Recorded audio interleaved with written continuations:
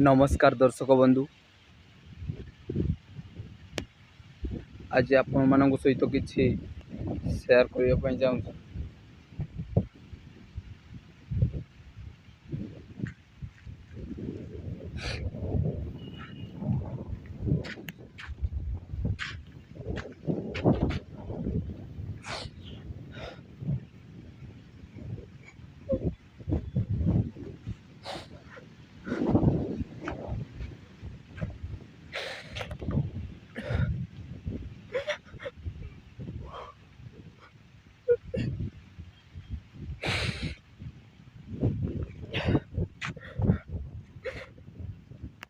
दर्शक बंधु, मो ना हूँ रामचंद्र सोरेन।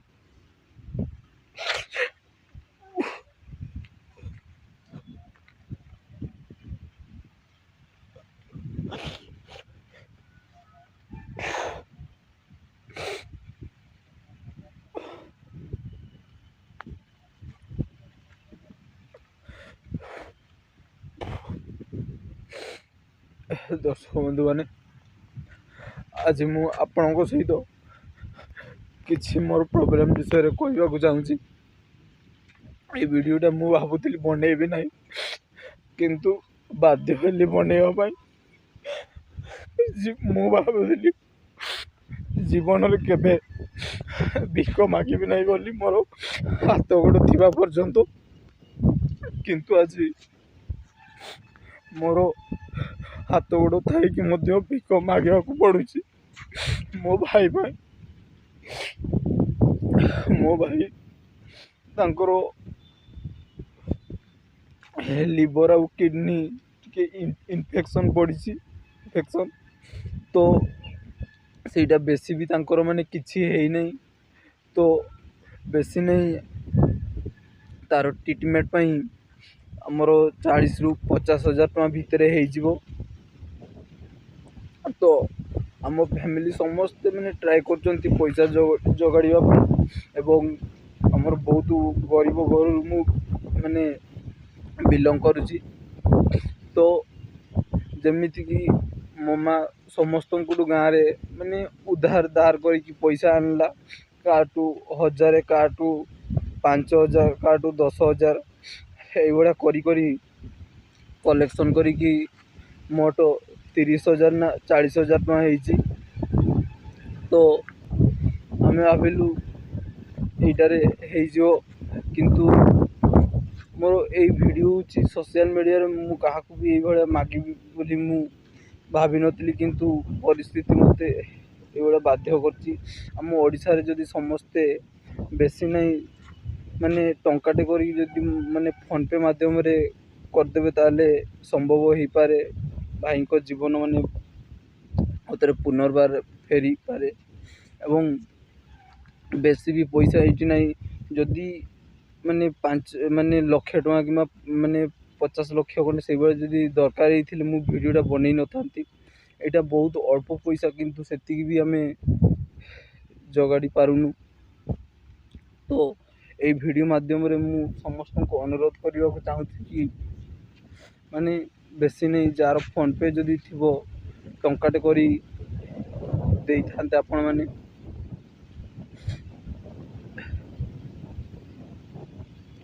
ତ ପଇସା ବହୁତ ଅଭାବରୁ ଏହିପରି ଭିଡ଼ିଓ ମୋତେ ବନେଇବାକୁ ପଡ଼ୁଛି।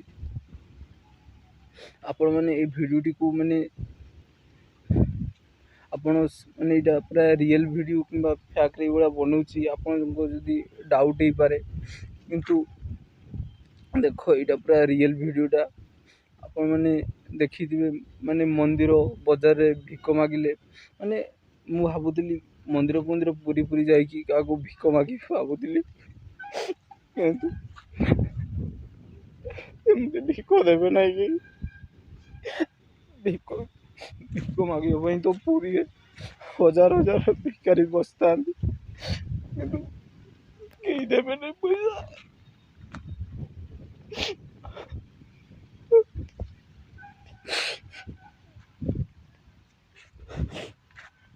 ଆପଣଙ୍କ ସହିତ ମୁଁ କ'ଣ କହିବି କିଛି ଜାଣିପାରୁନି। ପ୍ଲିଜ୍ ଆପଣ ବେଶୀ ନାହିଁ ଟଙ୍କାଟେ କରି ଦେବେ। ମୁଁ ଜାଣିଛି ତୁମେ ଦିଅ କି ନ ଦିଅ, କିନ୍ତୁ ମୋ ଭାଇକୁ ମୁଁ ବଞ୍ଚେଇବି। ଗାଁରେ ମା ସବୁ ଜମିବାଡ଼ି ବିକ୍ରି କଲେଣି, ଫିର୍ ବି ମେଡ଼ିସିନ୍ ପାଇଁ ହେଉନାହିଁ। ତ ଦେଖିବି ଯଦି ଆହୁରି ଏଇନା ମୋ ପାଖରେ 10-15 ହଜାର ଟଙ୍କା ଅଛି, ସେଇଟାରେ ଦେଖିବି କେତେ ଦିନ କ'ଣ ମେଡ଼ିସିନ୍ ଖାଇବା କଥା ଖାଉ। କିନ୍ତୁ ଡକ୍ଟର ଆମକୁ କହିଛନ୍ତି ଯେ ଆଉ 40-50 ହଜାର ଟଙ୍କା ଯଦି ଦେବେ ତେବେ ନିଶ୍ଚିତ ଭାବେ ମୋ ଭାଇ ଠିକ୍ ହେଇଯିବ ବୋଲି ସେମାନେ କଥା ଦେଇଛନ୍ତି। ତ ସେଇଥିପାଇଁ ମାନେ ମୁଁ ସିରିୟସ୍ ହେଇକି ଆପଣମାନଙ୍କ ସହିତ ଏଇଭଳିଆ କରିବା ପାଇଁ ଚାହୁଁଛି। ଯଦି ତାଙ୍କର ପୁରା ଦୁଇଟା ଯାକ କିଡ଼ନୀ ଲିଭର୍ ଯଦି ତାଙ୍କର ନଷ୍ଟ ହେଇଥାନ୍ତା ତେବେ ମୁଁ ଆପଣମାନଙ୍କୁ କେବେ ବି ଏଇଭଳି ଅନୁରୋଧ କରିନଥାନ୍ତି। କାହିଁକିନା ତାଙ୍କ ମାନେ ଭଗବାନ ତାଙ୍କୁ ଚାହୁଁଛି ମାନେ ତାଙ୍କର ଡେଥ୍ ହେବା ବୋଲି ଆମେ ଆଶା କରିଥାନ୍ତୁ, କିନ୍ତୁ ତାଙ୍କର ସେଇଭଳିଆ କିଛି ନାହିଁ। ଖାଲି ଇନଫେକ୍ସନ୍ ହେଇଛି, ଯାହାକି ଅଳ୍ପ ପଇସାରେ ତାଙ୍କର ଟ୍ରିଟମେଣ୍ଟ ହେଇପାରିବ, କିନ୍ତୁ ଟିକେ ପଇସା ନାହିଁ।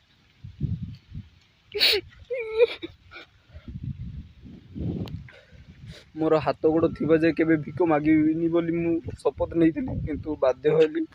କାହିଁକିନା ଏବେ ମୁଁ କ'ଣ କରିପାରିଥାନ୍ତେ କି? ମୁଁ ଜଣେ ଏବେ ଷ୍ଟୁଡ଼େଣ୍ଟ, ବର୍ତ୍ତମାନ ମୋର ପାଠ ପଢ଼ୁଛି। ମୁଁ ଯଦି ବଡ଼ ହେଇଥାନ୍ତି ତାହେଲେ ଭଗବାନ ବି ମୋତେ ଦୋଷ ଦେଇପାରିଥାନ୍ତା, କାହିଁକିନା ଏତେ ବଡ଼ ଲୋକ ଇନକମ୍ କରୁନି ବୋଲି ମୋତେ କିଛି ଦଣ୍ଡ ବି ଦେଇପାରିଥାନ୍ତା। କିନ୍ତୁ ମୋର ବୟସ ବି ହେଇନି, ତ ମୋର ଏବେ ପଢ଼ାପଢ଼ି ଚାଲିଛି। ଦର୍ଶକ ବନ୍ଧୁ, ଏ ଭିଡ଼ିଓଟିକୁ ବହୁ ମାତ୍ରାରେ ସେୟାର କରନ୍ତୁ ପ୍ଲିଜ୍। କମ୍ ସେ କମ୍ ଟଙ୍କାଟେ କରି ଦିଅନ୍ତୁ। ଯଦି ନଦେଲେ ବି ମୋ ଭାଇଙ୍କୁ ମୁଁ ବଞ୍ଚେଇବି। ଯଦି ଏଇ ଭିଡ଼ିଓଟି ଆପଣଙ୍କୁ ଫ୍ୟାକ୍ଟ ଲାଗୁଛି ତେବେ ଏଇ ଭିଡ଼ିଓ ମାଧ୍ୟମରେ ଏଇ ନମ୍ବର ମୁଁ ଗୋଟେ ନମ୍ବର ଆପଣମାନଙ୍କୁ ଦେଉଛି। ଯାହାର ଯଦି ଆଖି, ଲିଭର, କିଡ଼ନୀ ଖରାପ ହେଇଥିବ ମୋ ସହିତ କଣ୍ଟାକ୍ଟ କରନ୍ତୁ। ମୋ ଭାଇକୁ କିନ୍ତୁ ବଞ୍ଚେଇ ଦିଅନ୍ତୁ, ମୁଁ ଆପଣଙ୍କୁ ଦେଇଦେବି। ମୋ ଭାଇଙ୍କ ପାଇଁ ମୁଁ ଜୀବନ ଦେଇଦେବି। ପ୍ଲିଜ୍ ଆପଣ ଯଦି ଦେଇପାରିବେନି ପ୍ଲିଜ୍ ସେୟାର କରନ୍ତୁ।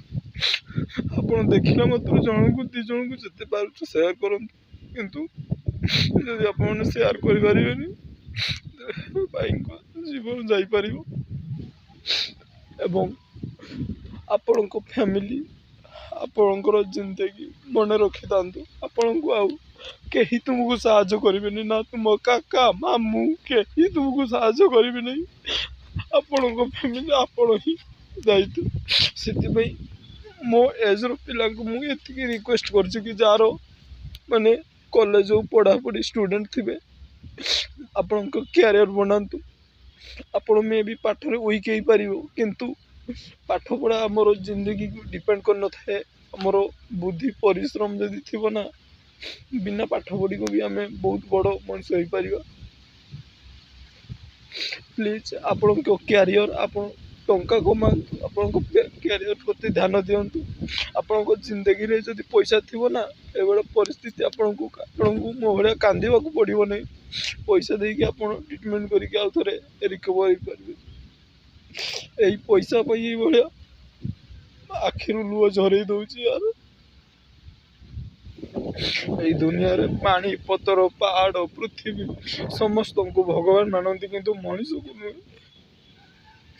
କିନ୍ତୁ ମୁଁ କହିବା କଥା ହେଉଛି, ମୋ ଭାଇ ପାଇଁ ମୋତେ ଟଙ୍କାଟେ ନ ଦିଅ ପଛେ ମୁଁ ତା ପାଇଁ ଜୀବନ ଦେବି। ମୁଁ ମୋର ବ୍ଲଡ଼ଟାକୁ ବିକ୍ରି କରିକି ତାଙ୍କ ପାଇଁ ମେଡ଼ିସିନ୍ କିଣିବି କାଲି। ଯଦି ଦରକାର ପଡ଼ିବ, ଯଦି ଆପଣମାନେ ଟିକେ ବି ଯଦି ସାହାଯ୍ୟ କରିବି ନାହିଁ, ମୋର ଆପଣମାନଙ୍କୁ କହୁଛି ଜଲ୍ଦି ଏ ଭିଡ଼ିଓଟିକୁ ସେୟାର କରନ୍ତୁ। କି ବଡ଼ ବଡ଼ ନେତା କି ମାନେ ଧନୀ ଲୋକ ହଉ କି ଯାହା ପାଖରେ ଟଙ୍କା ପଇସା ଥିବ, ତାଙ୍କର ଯଦି ଆଖି, କିଡ଼ନୀ, ଲିଭର ଯଦି ଦରକାର ହେଉଛି ମୋତେ କଣ୍ଟାକ୍ଟ କରିବେ। ମୋ ଭାଇକୁ ସେମାନେ ଓ ତାଙ୍କୁ ଟ୍ରିଟମେଣ୍ଟ କରାଇ ଦିଅନ୍ତୁ। ମୁଁ ତାଙ୍କ ପାଇଁ ଜୀବନ ଦିନ ମୋର ଆଖି କିଡ଼ନୀ ଲିଭର ଯାହା ଦରକାର ହବ ମୁଁ ଦେଇଦେବି ତୁମମାନଙ୍କୁ। ଯାହାର କିଡ଼ନୀ ଲିଭର ଆଖି ଯେତିକି ମଣିଷର ପାର୍ଟ ଦରକାର ହେଉଛି ମୋ ସହିତ କଣ୍ଟାକ୍ଟ କରିଦେବେ, ମୁଁ ଆପଣଙ୍କୁ ଦେବି। କିନ୍ତୁ ମୋ ଭାଇଙ୍କୁ ବଞ୍ଚେଇ ଦିଅନ୍ତୁ। ବେଶୀ ବି ଖର୍ଚ୍ଚ ହେବ ନାହିଁ। ଭାଇଙ୍କ ପିଛାରେ 40-50 ହଜାର ଟଙ୍କା ମାତ୍ର ଖର୍ଚ୍ଚ ହେବ। 40-50 ହଜାର ଟଙ୍କା ଆଉ କିଛି ନାହିଁ। ଏମିତିରେ ବି ଲୋକମାନେ ଆମ ଓଡ଼ିଶାରେ ବି ଆଜିକାଲି ଦିନକୁ 1,00,000-2,00,000 ଟଙ୍କା ଖର୍ଚ୍ଚ କରିଦେଉଛନ୍ତି। ମାତ୍ର 50,000 ଟଙ୍କାରେ ତାଙ୍କ ଟ୍ରିଟମେଣ୍ଟ ହେବ।